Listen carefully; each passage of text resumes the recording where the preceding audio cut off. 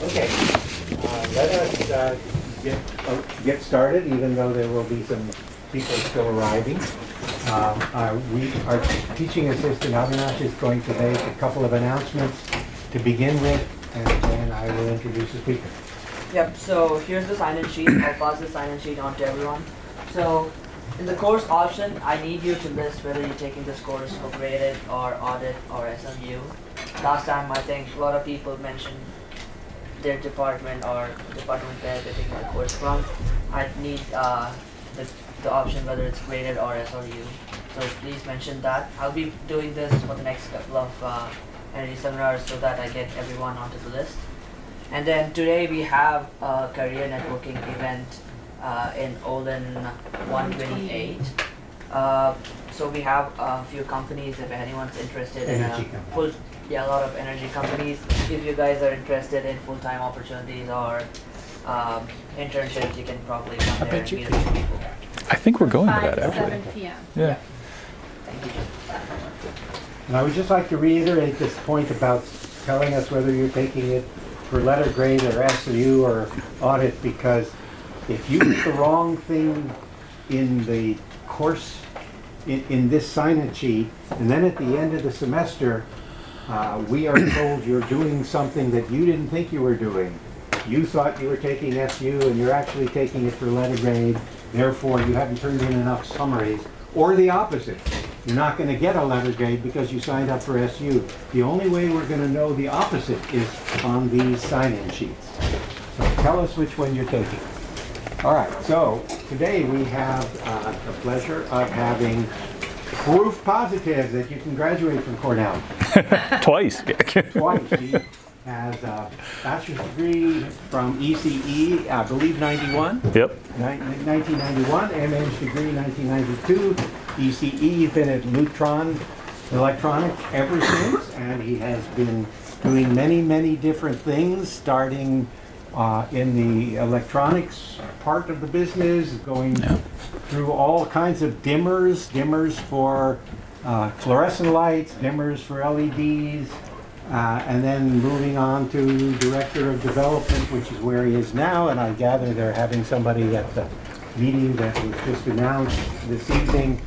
So Lutron is a major employer of Cornell people, not just him. And so you all want to take the opportunity to say hello if you can. Russ MacAdam will tell us about lighting. All right. Thank you very much, Dave. So today we wanted to go into a little bit about lighting and how it relates to energy savings in the energy marketplace. Start with, so why is somebody from Lutron Lighting Control, why are we going to be talking about this? So Lutron is a privately held company in Eastern Pennsylvania. Been around for 50 plus years. Our founder actually invented the dimmer switch. He's actually in the Smithsonian right now beside Edison and Alexander Graham Bell and those guys with his original notebooks and all the dimmer stuff. And we've taken that business and really expanded it in both an energy standpoint as well as a performance and a aesthetics and cognition standpoint to all kinds of different kinds of capabilities, from whole campus lighting controls. We actually have one of our systems running this room and probably a lot of the rooms on campus. Do automated shades, thermostats, temperature, all different types of control of the environment. We've had a lot of firsts in there. The first 1% electronic dimming, that's one of my first patents that I got.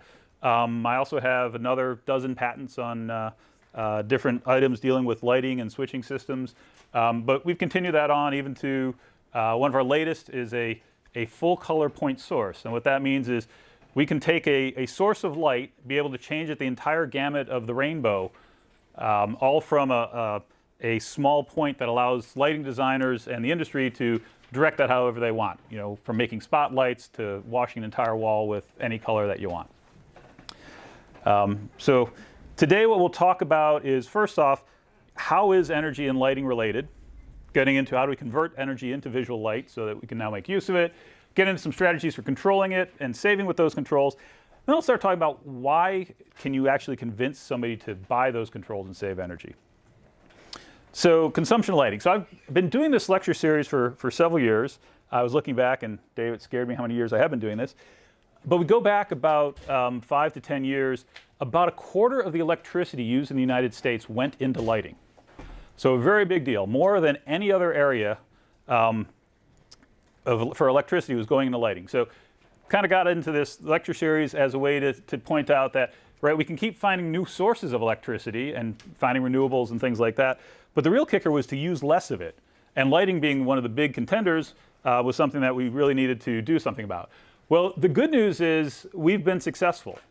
In 2018, they did another survey and found out that lighting consumed in the US is now only using 6% of the electricity. So we've actually gone from about a quarter to about 6%. So a significant win in terms of saving energy and not needing that electricity generation. Unfortunately, I don't know if Dave's going to kick me out of doing this lecture next year because we're not going to be significant enough in terms of energy. Kind of the breakdown of that, office buildings used to be the big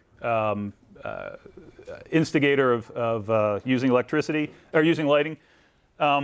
They've actually gone from about 40% down to around 10%. Most of that has actually come from the use of controls. As we go through this, you'll see that lighting had already been very efficient in buildings. So switching to LEDs, switching to different light sources did not have a significant effect. It's the use of controls that's taken us from 40% down to 10%.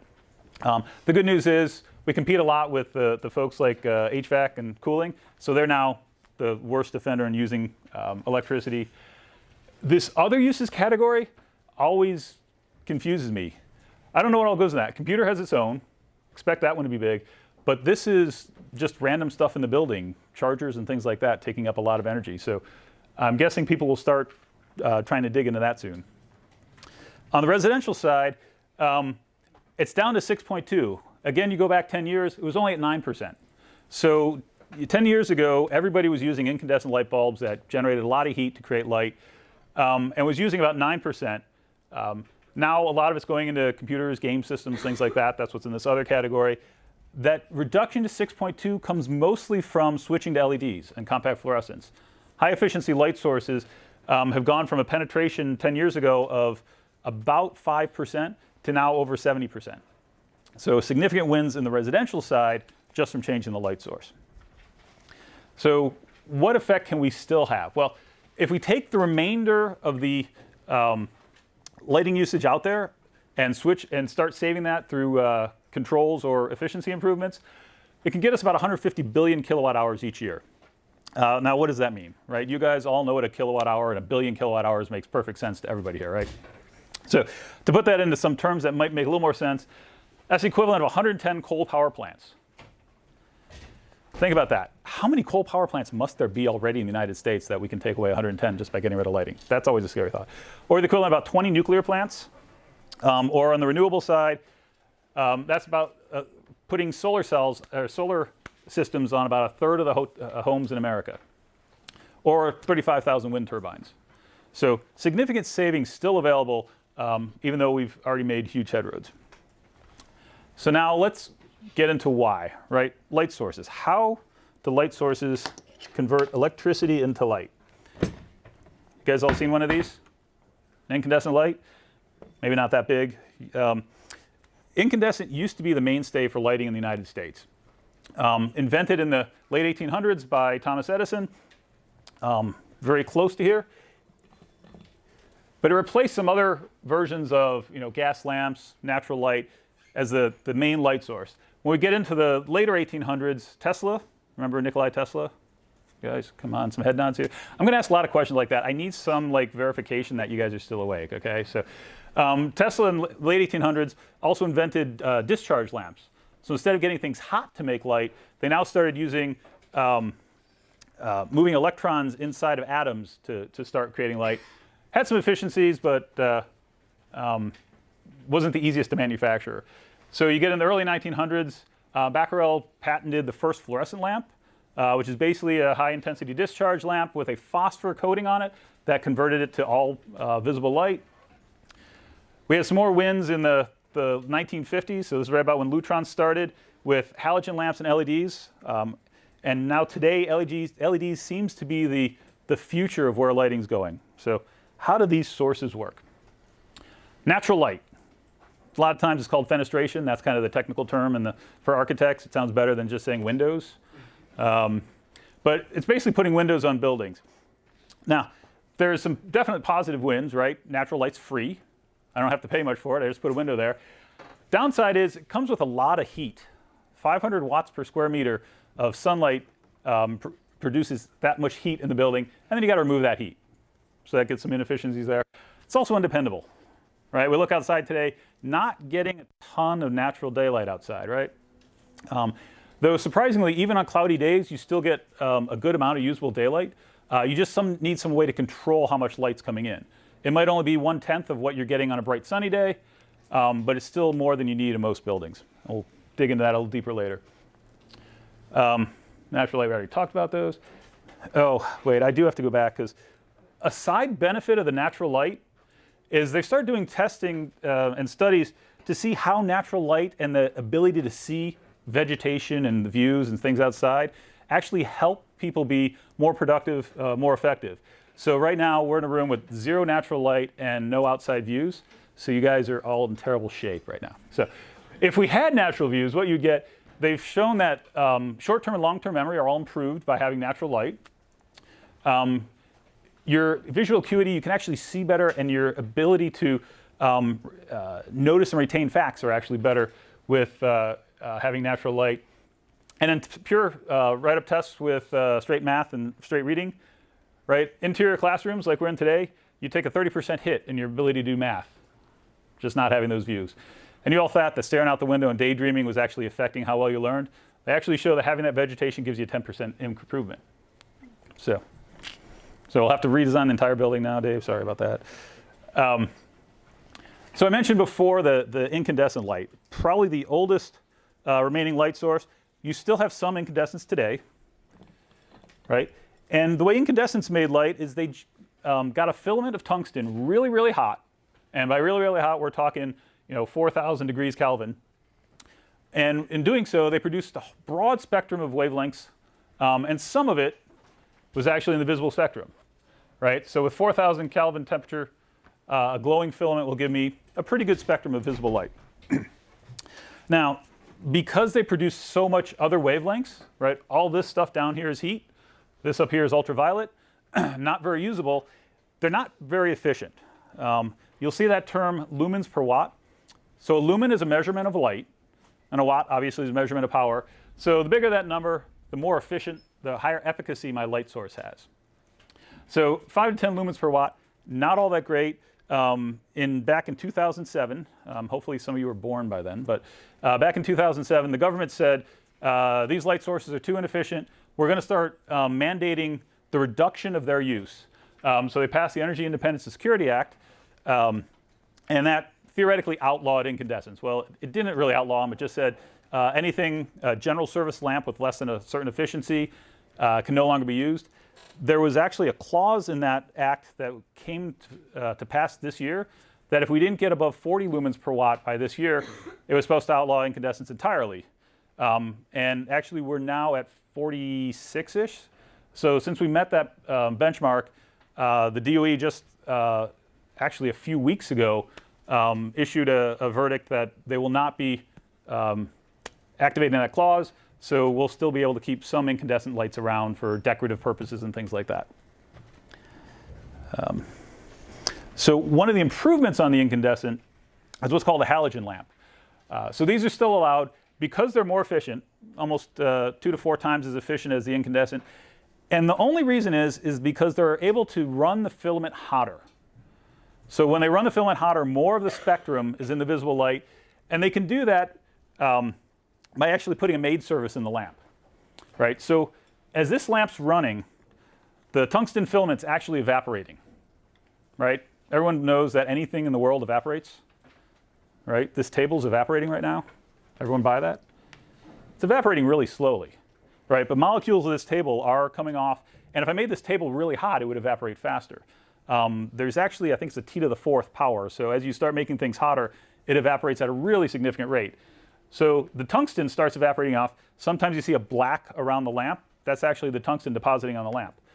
So in a halogen lamp, I put in a maid service that when it's cool, these halogen molecules pick up tungsten. They join with the tungsten, and they start floating around the lamp. When they get hot, they release the tungsten, And remember, the hot part of the lamp is by the filament. So they have this constant process of grabbing the tungsten off the outside of the lamp, diffusing to the inside of the lamp, and then depositing it back on the filament. So I can get a reasonable lifetime, the length of time it takes for that filament to evaporate, but be able to run it at a hotter level and be able to get higher efficiencies so that the government allows us to keep running those lamps. Make sense so far? Okay, because now we're going to start getting into the lamps that are harder to use. So fluorescent lighting. So instead of getting things hot to make light, now what we're doing is we're using chemical processes. Everybody remember their freshman year chemistry class? Right? So when you take an atom in the ground state and you excite it, what happens? Electrons move to a higher energy state. What happens when that electron relaxes back to the ground state? It releases a photon, yep. And you can control what the energy of that photon is by properly choosing what element that you're exciting. So it turns out that mercury is a really cool atom. When you excite it, the electrons go to a higher level. When they relax back, they produce an ultraviolet photon. And they do this very reliably. So what we do is we take a glass tube, we fill it with mercury, not very much, a couple milligrams, and then we run a lightning bolt through it. So as the lightning bolt goes through it, it actually excites those atoms. The electrons move up, they relax back, and I get ultraviolet light. So what do I use ultraviolet light for? Nothing much. Tanning beds, that's about it, right? So ultraviolet light's not very useful. So now I have a lamp that makes a lot of ultraviolet light, doesn't do me much good. So I coat the outside of the lamp with a white powder called a phosphor. And what that phosphor does is it takes the ultraviolet light, when it hits the phosphor, the elements in the phosphor, those now have electrons that get excited. And when they relax back, they actually produce a photon of a different color. Right? So I start with ultraviolet, and depending on how I choose that phosphor, I can get reds, greens, blues, any color in the spectrum. So each of these points is one of those points of the phosphor releasing that color of light. Now think about it. If I start with a photon that has 10.4 electron volts of energy, that's UV, and then UV is back here, and I convert it to red, that red photon has less energy than the UV photon had coming in. So somehow I had to lose some energy, right? And that's called the Stokes Shift. The farther I have to go from the primary, my ultraviolet, to whatever color I'm producing, I lose more energy. So that's inefficiencies. But compared to the incandescent, it's not all that inefficient. I'm still getting 60 to 100 lumens per watt, 5 to 10 times more efficient than that incandescent. Because I don't have to create heat, I just lose some in the changing of the light from one color to another. Sound good so far? Yeah? Why can't you directly excite the electrons in the phosphor? So you sort of can. If you change the mixture inside here, instead of just using mercury, you can use a whole bunch of different elements. And there are some lamps that actually, high pressure sodium was one, that would produce color using sodium instead of mercury. And you could get visible light. The problem is if you try to mix too many of those together, they interfere with each other, and then you stop getting light from all of them. The ones with the longer wavelengths tend to steal the electrons, and then it's hard to get the ones with the longer wavelengths to give off color. Does that make sense? Does it? Okay. So there were some lamps that worked like that. They just weren't as efficient. And harder to manufacture to get all the different quantities of the different elements properly in there.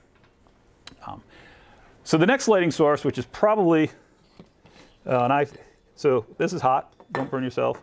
Just real quick to show you, here's a compact fluorescent lamp. It's got the little swirled tube that has the lightning bolt going through it and the phosphor around it to get light. Now let's get on to LED lights. So LEDs, I'll blind everyone for a second. They make light sort of the same, but very different from a fluorescent light. So remember in the fluorescent, I had a lightning bolt to excite electrons. In an LED, I actually have a diode. So 2 chunks of silicon, or 1 chunk with different dopings. And at the barrier in between these 2 different types of silicon, I have an area where there's a certain band gap that allows me to produce light of a certain color. Right, so the gap that I have here, in a standard silicon diode, it's 0.7 volts. 0.7 electron volts gives me infrared light, not very useful in terms of lighting up. But if I use different materials other than silicon here, I can get a band gap here in the area of 3 to 4 volts. 3 to 4 electron volts actually gives me a blue light. right? So everybody's seen like blue LEDs and green LEDs and red LEDs. So red LEDs have about a 1 to 2 volt electron volt band gap. Blue has a 3 to 3.3 volt. So by controlling that band gap, I can control what color light I get off. And that all comes from electrons entering that band gap with a certain energy, relaxing back to the ground state and giving off a photon. And that voltage is what determines the photon. I now take a bunch of those, put them on a die, attach some electrodes to it, and I now have an LED that gives me visible light. Now, how do I get different colors of visible light? How do I get my light? There we go. So I can get different colors of light by changing that band gap. So I can get blue with one voltage, yellow with another, or green with another, red with a third. And adding those colors together, I can trick your eye to make you think that it's actually white light. So, okay, don't hit that button. Number 2, the circle. 2, thank you. So this light here actually uses red, green, and blue LEDs to create white light. By choosing how much of each of those, I can excite the different cones in your eye and make your eye say, together those make it look white. And that gives me an RGB system. I can also change that color. All right, so if I, say instead of that color, I want to make it blue, I can just turn on the blue LED. Or if I want, any color, I can do green, I can do red. Choose what color you want. And because I have those LEDs there, by turning one or more on, I can change whatever color that is. Now, remember our phosphor-coated fluorescence? I can do the same thing with LEDs. So putting a red, a green, and a blue LED gets kind of expensive. So I don't always want to do that. It's actually cheaper, and I can get a broader spectrum by using the similar phosphors to what I did with the fluorescent lights. So remember, fluorescent lights, I started with ultraviolet, and then put a phosphor on to shift to the reds, the greens, the blues, the yellows, those colors. For an LED, I start with a blue light, because now I have the ability to make blue. And what wins do I get starting with blue instead of starting with ultraviolet? What happened when I had to shift from ultraviolet up? I lost energy. Yeah. So now instead of shifting from here, I'm shifting from here. I'm now more efficient because I don't have to shift as far. So by using LEDs, I can get more efficient than I was with the fluorescence, because now I'm going from a blue light to a red or a green, as opposed to an ultraviolet to the red or the green. And the blue part of it, I could just leave as blue. I don't have to shift that at all. All right. So now I still have that same dye, but now I have a lens over top that has a phosphor coating, or I have a secondary phosphor that allows me to get the white light back out and get a full spectrum of light out of that same type. And by changing the phosphor, I can convert more of the blue light or less of the blue light in order to get different colors of white light. So far, so good? Some interesting stats. 150 is about the marketplace capability on LEDs right now. It was either Cree or Samsung recorded a 303 lumens per watt LED. It's interesting because the theoretical efficiency of a black body is 260. So what they did in that was, instead of having a flat curve, they had more red, more green, and more blue. So it wasn't quite white light, but it was still mimicking a black body, still tricking your eye into thinking that. Why is my mouse not working? Okay. Okay. Why am I going? There we go. Okay. Now I'm getting it. So if we look at kind of all the light sources together, all right. So here's our efficacy down here. Our incandescence, down in this area, not very efficient, 10 lumens per watt. Halogen gets a little bit better into that 20-ish range. But then we start looking at the majority of compact fluorescence, linear fluorescence, high pressure sodium. Nobody really uses that except outdoors. And then the white LEDs. All are in that same kind of band now. So whether I'm using compact fluorescents are at the lower end, linear fluorescents are kind of mid-range, I'm still using about the same efficiency. So if you look at commercial lighting, it's almost entirely fluorescence, very few compact fluorescents. So going to LEDs had a little bit of a win, but not huge. If I look at residential, now residential marketplace was almost all tungsten, that was a pretty significant win. Going to LEDs gets us up to 50, about 5 times more efficient. That accounts for a lot of that going from 9% to 6% on the residential side. Now, the big question mark, we have this thing out here. Theoretically, we got LEDs that are going up at the 300 lumen per watt range. Nobody's making those, right? They'll do them in the lab, they'll show off, they'll write a paper on it, and then it disappears.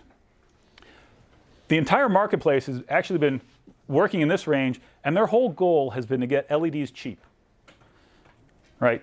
You go back 10 years, I could get an LED kind of in this range, and it would only cost me $150. So who would pay $150 for this lamp as opposed to $1 for this lamp? Anyone? No? Come on, you want to save energy, right? It's good for the environment. You're getting rid of carbon, all these great things. You're not going to spend 150 times the amount?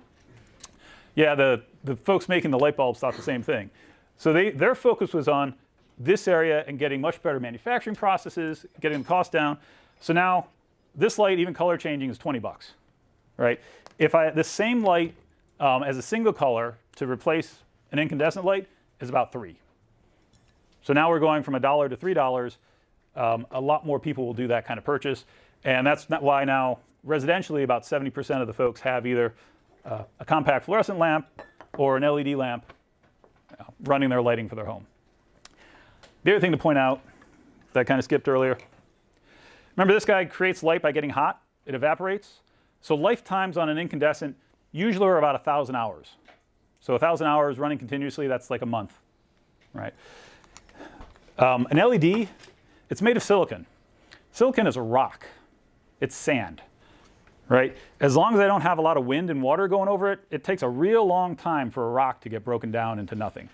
Well, the same thing is true of LEDs, right? The lifetime of an LED is defined as how long it takes for that LED to degrade to 70% of its light level, and usually that's around 50,000 hours. So 50,000 hours puts you in several years of continuous use, and for most people that are only using it 3 to 4 hours a day, you're now talking 20, 30 years of lifetime. And at that end of life, you're still getting light, just 70% of what you started with instead of 100%. So you can actually get light out of an LED for centuries, right? So instead of having to buy one of these every couple months, I get one of these in and I give it to my grandchildren. I don't have grandchildren yet, so I got some time on that one. Okay, so why? Okay, so we're kind of at the point where we're not getting any more wins in lamp efficiency. But we still want to have ways to save electricity. So now we got to get into, okay, so how do we save that electricity without just changing the lamp? So this comes down to, anybody here have a mom that told them to turn off the lights when they left a room? Okay, your mom was a very wise woman. Yep. My mom always told me the same thing. Unfortunately, I now have to tell her that she was right, and I'm very disappointed by that. Saving energy really comes down to two things, right? I turn it off when I don't need it. So I leave the room, I turn off the light, or I turn it down to use only what I need, right? We're doing a presentation in here. We really don't need that much light back there. So we could dim those lights down some. Probably if I hit the right button, I could get there. But that's kind of the main technology for all of the energy savings. And there's different ways to do it with dimmers, sensors, time clocks, but it all comes down to those 2 points. If I don't need it, I dim it down. If I'm not using it at all, I turn it off. And both of those save energy. So some of the strategies for doing that, right? How do I automate that so mom doesn't have to keep telling me to turn off the lights when I leave the room, is I start putting in different types of controls. Now let's dive into some of those. So manual control. I give you a switch, I give you a dimmer, so you can manually turn the lights up and down. Pretty simple. Allows you to choose what you want. It gives you your personal preference. It empowers you, so it makes you feel better. But there's also studies that shown if you put the light level to what you need and what's your comfortable spot, you can actually keep doing the same task for a longer period of time. They call it persistence and vigilance, right? I don't get the eye strain, I don't get the headaches, I don't feel as tired if I have the right light level. So I'm now more productive if I have the light level that I want, and I can get that from manual control. Now the downside of that is the government says, well, if we give everybody control of lights, they're going to turn all the lights on to full, and we'll be using even more electricity. In any study they've ever done, that's never happened. But the government's even more skeptical than I, so they say you have to automate this somehow. So let's look at automating it. So tuning. Tuning is taking the maximum light level down a little bit. And why would I need to do that? Well, every light in America, every building in America is overlit. And the reason it's overlit is all my fault. Right? Anybody know why it's my fault? I'm old and I'm male. All right? So this room had to be designed so that old men have enough light to do whatever task is supposed to be done in this room. So younger people don't need as much light. Women don't need as much light. So this room is lit for an old man, and it's now my fault that you have too much light in here. Sorry, folks. Now, what I can do with tuning is I can take the lights down for what the average people need, right? You guys need a lot less light than I need, so we can take the lights down, and that's now saving energy in this area. And I do that automatically, so we no longer have to worry about the government saying, oh, somebody can go and turn the lights back up, right? Very low cost, easy to implement. You can lock it out so that the government officials are happy with that, and now everybody has closer to the light level that they need. Now, for me, I would have to bring a task light to light things up for me, but that's okay. We're saving energy. So remember, Mom said, turn off the lights when you leave the room. We can do that with a vacancy control or an occupant sensor. So what the sensor does is it detects when people are in the room using several different technologies, right? Infrared looks for heat sources in the room. So we have a bunch of heat sources in here. You guys are heat sources, by the way, 150 watts apiece. Thank you. So as you move around the room, the sensor would detect that people are moving and say, OK, there's somebody in the room. It keeps the lights on. When it detects that nobody's in the room anymore, it turns the lights off, right? So I have these in my home. My kids are now trained. They don't have to turn off lights when they leave the room because it all happens automatically. So I've never had to tell my kids to turn off the lights when they leave a room. Yay. I'm not that kind of dad, I guess. Time clocks. You all have studied in the Stokes Olin? No? Maybe? OK. So in the Stokes Olin, they have time clocks that shut off the lights at a certain period of time. All right. So now it's kind of like an alarm clock. I say that for these hours, I have the lights on. For these hours, I have the lights off. So when it's not being used, lights are off. It's more of an automatic way of controlling the lights. But again, very simple aux sensors. Both time clocks and aux sensors are required by most codes. All right, so if you go to New York, California, Pacific Northwest, the electrical code requires that you have these devices in there to turn off the lights automatically when people aren't using the space. Right, so Mom wins, she was right. So what about natural light? How do we make use of that? So we go back to the windows, right? We bring those in, we have the views, we make people feel better because they can now see the outsides. But now we have to somehow control that light coming in. So if I take a shade and I put it on the window, when there's very little light outside, I can have the shade all the way open. And I'm bringing in as much natural light as I can. Or a cloudy day, I have the shade all the way open, bring in that natural light. And that light comes in. I can now start turning down the electric light in response to that natural light because I don't need it anymore. Right? I have enough light coming in from outside. I don't need to add more. So that now gives me an energy saving by dimming down the electric lights in the room. To give you an idea how effective this is, building in Philadelphia, the Cira Center, they took two rooms, one on a floor above another, identical rooms, both conference rooms, and they put, in one they put just a standard occupant sensor and time clock, and the one above they did an occupant sensor, time clock, and a daylight sensor. So it measured how much daylight came in and dimmed the electric lights down. What they found was a 67% savings by using the daylight sensor, right? So daylight is tremendous, right? I can make a lot of use of that and not have to have the electric light going on inside. Only downside is I don't have daylight throughout the building, right? No daylight here. Everybody getting that reference? So, but sometimes I have too much daylight. Who's gone outside with their laptop, their phone, and tried to work on their laptop in the sunlight? Yep. Works really well, right? You can see the laptop, not at all. OK. So the same thing happens in a building, right? If I have direct sunlight coming in and it's hitting my screen, I can't see. I have too much light. That's no longer effective.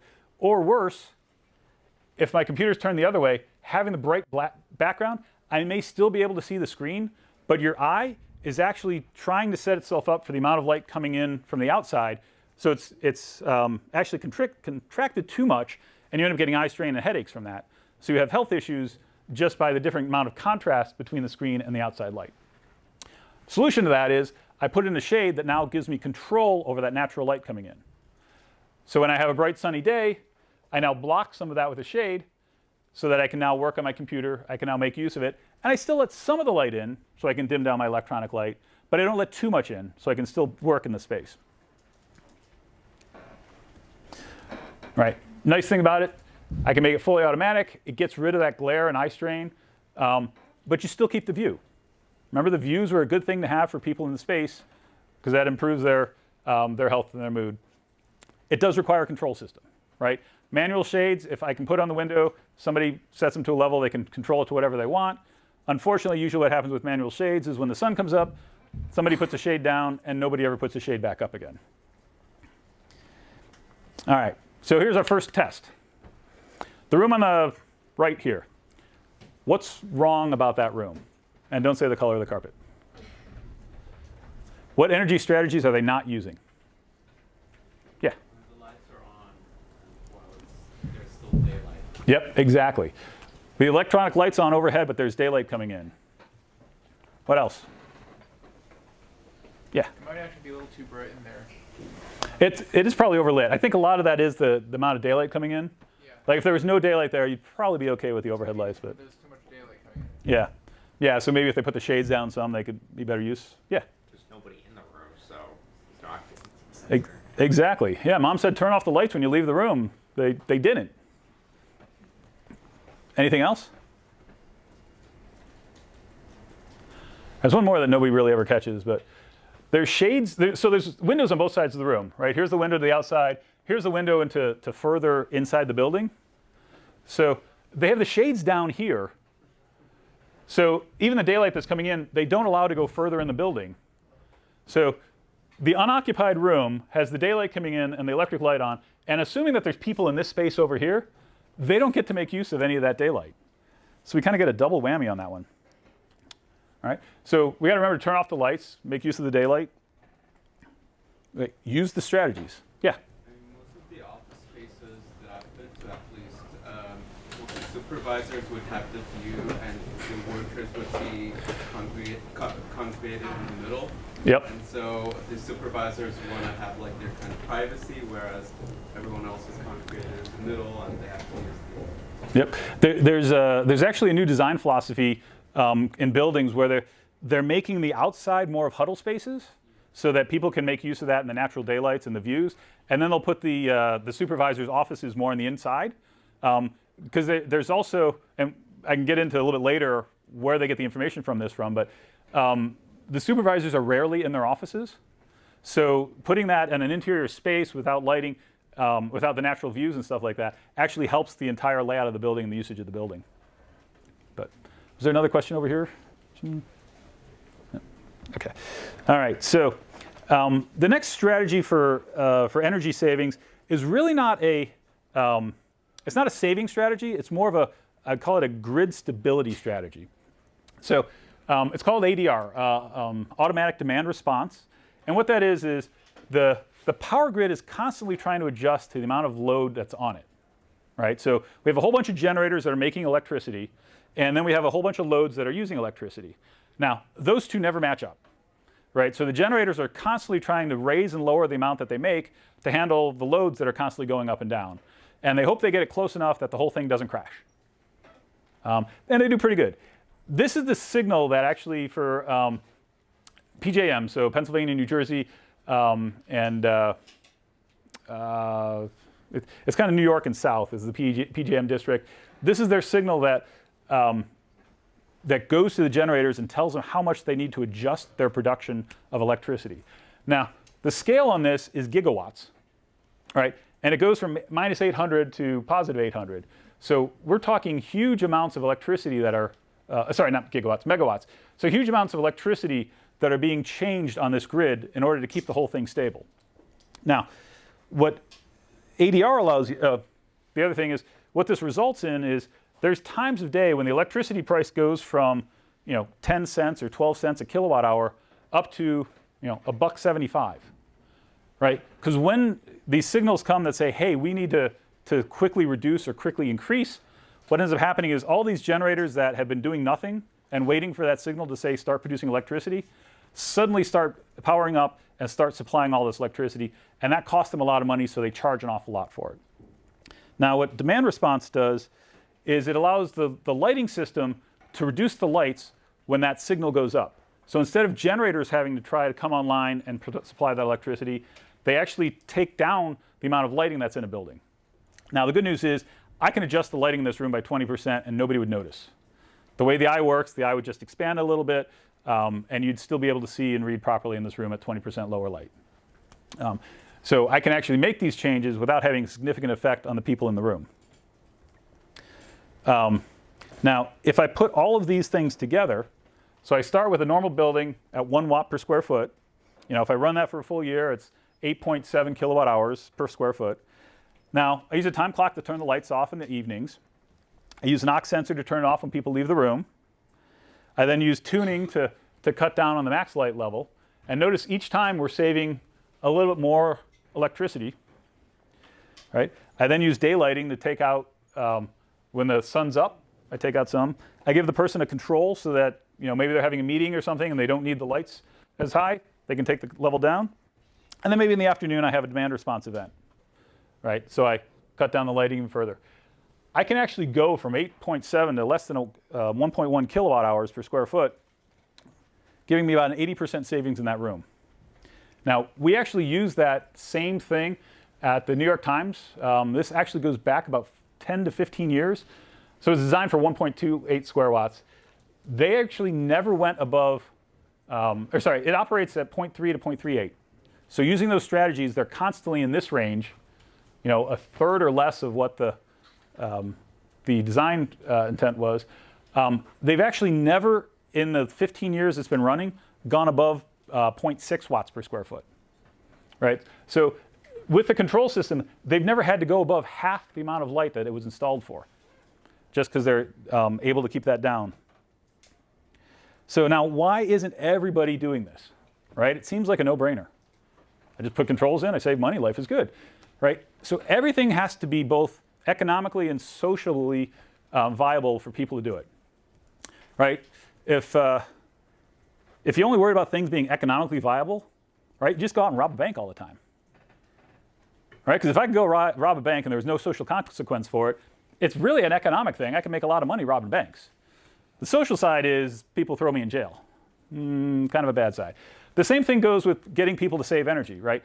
I need to be able to have do something that not only takes care of the economics, the dollar savings, but takes care of the people in the space, right? So everything we've talked about really has been part of that energy, right? So if I look at a building, per square foot, about $3 of the operating of that budget of that building goes per square foot goes into the energy of that building, right?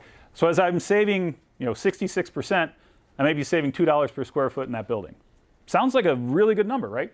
And I can make paybacks on economics on that. But when I go to the facility manager and try to sell that, the facility manager is great. That helps me on my budget. But that building is also trying to figure out where else do I need to spend my money. And they're going to start looking at things like, well, I also need to improve my building operations, and that's $30 per square foot. And I also need to spend money for the salaries of the people in the space, and that's $300 per square foot. So when I need to make a decision as to whether I do something to save energy or I do something to take care of the people in the building, a lot of the times the money goes down here and I don't do the energy savings. Now, the great news is those same strategies that we're using in saving light that affect us in the energy usage also affects us in the operations and on the people. So when we go into a building, we can say, you can spend money for the operations and the salaries and still save energy. So you can hit all those areas at the same time. Right? From an operations standpoint, I can track what's going on in that building. With the sensors that I put around the building that detect occupancy, detect light levels, detect people movement, I can now start giving information about what huddle spaces are open. Right? So somebody can pull up on their phone right now and see that, oh, there's a huddle space open in such and such a hall. I can go straight there, and you don't have to have people wandering around looking for a place to sit down and talk. Right? Same thing with conference rooms.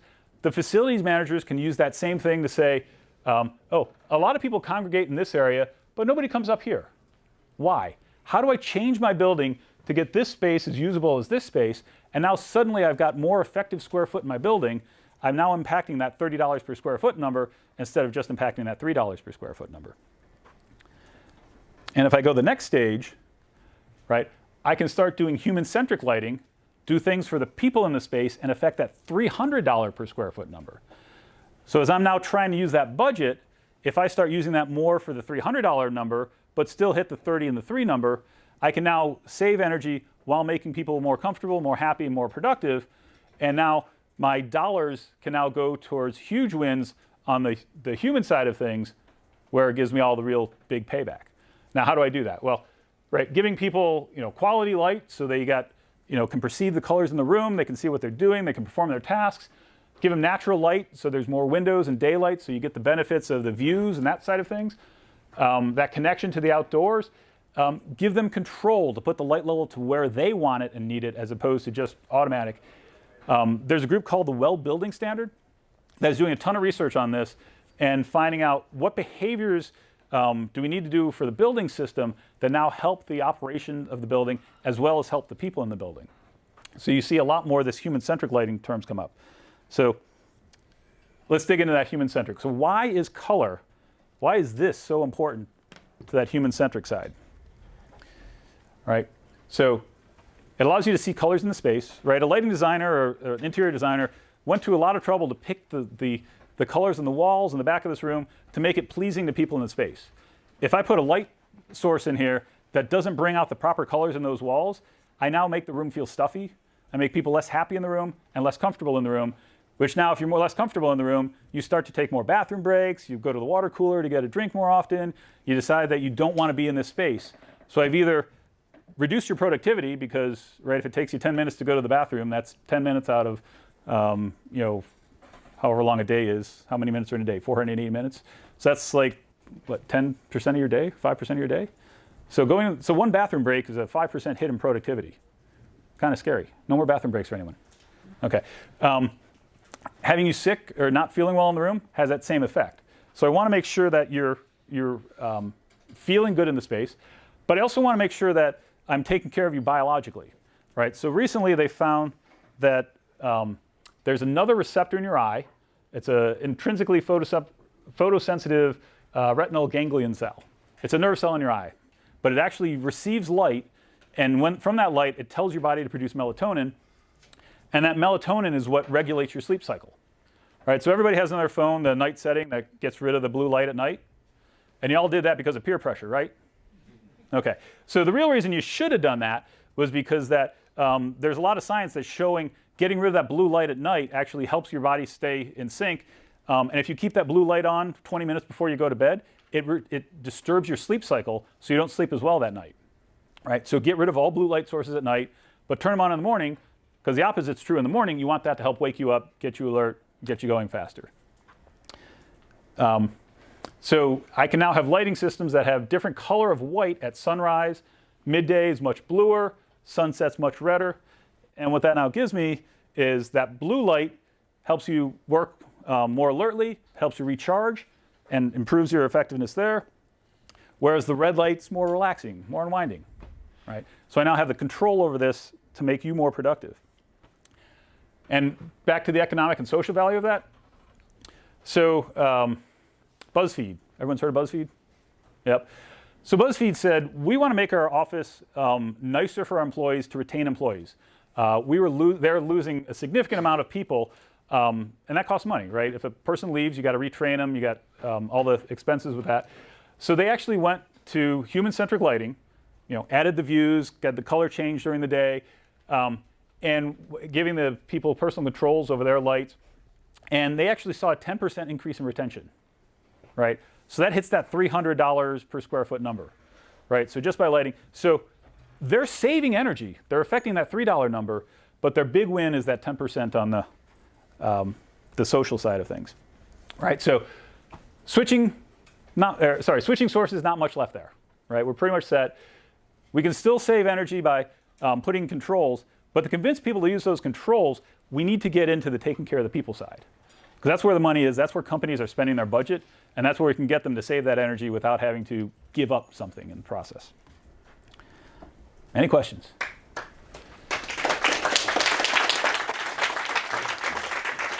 Yeah. had questions. We have time for one or two questions now, and then I just want to remind you, those of you who signed up for lunch, it is 2:16, just upstairs from here, from whenever we get there until 2 o'clock. Okay, yes. So is this system practical for home? So a lot of these same things we are seeing people putting into, I'm going to call it larger homes. Not a lot of apartments, but large homes, they'll do the same thing with a different color light. I actually have in my home light that can change color during the day so that when my kids wake up, it has more blue light, helps them to wake up. And then in the evening, they're not actually able to get any blue in their lights after, I think it's 9 o'clock is where I got it set. Over here? Yeah. Yes. So when you're talking about like the demand response lighting, are you like working with like PNG or P&G is one, yep. or like Pico? Like do you get like updated costs? Is that how it's working? So like based on trends? Yep. So different utilities do it a different way. P&G actually does that, where they'll actually send out the Pacific Northwest, whatever gas, PSG or something like that. So a lot of the California and West Coast, they actually send out signals that will tell people what the current cost of electricity is, and they'll have an automatic demand response signal that will tell people to shed load. So they will send out both of those. New York, I can't think of the name of the group. Who gives you your power now? National Grid. So yeah, so National Grid, I believe they just send pricing out to large customers. So Cornell would probably, Cornell has its own grid. But Ithaca College would probably get a signal straight from National Grid as to pricing, so they can make decisions on that. And then other areas of the country will do mixes of the two.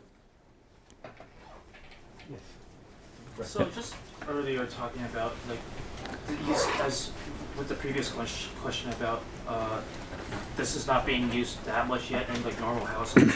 What do you think the next step for like normal like middle class American households should be? So a lot of it is the having the stuff come down in price. Right, to put one of these systems in your house, it's probably going to be 3% of the cost of your house, which may not seem like a lot when you say 3%, but if you're buying a $300,000 house, that's almost 10 grand that you're spending on lighting.